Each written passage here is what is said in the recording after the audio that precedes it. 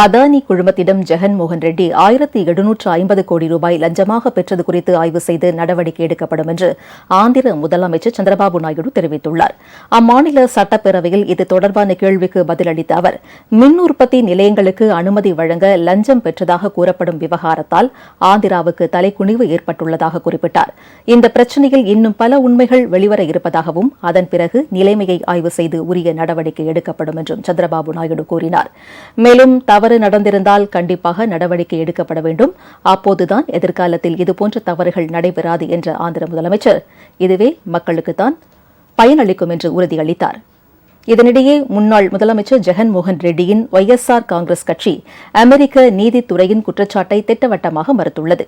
அதானி குழுமத்துடன் ஆந்திர மாநில அரசு நேரடியாக எந்த பரிவர்த்தனையிலும் ஈடுபடவில்லை என்றும் மின் விநியோக நிறுவனம்தான் ஈடுபட்டதாகவும் கூறியுள்ளது.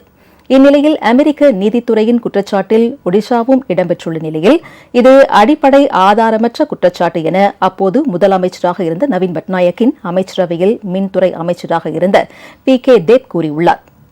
ஒடிஷாவில் மின் விநியோகம் செய்யும் பணியை தனியார் நிறுவனமான டாடா நிறுவனம்தான் செய்து வருவதாகவும் அரசு செய்யவில்லை என்றும் அவர் தெரிவித்துள்ளார்.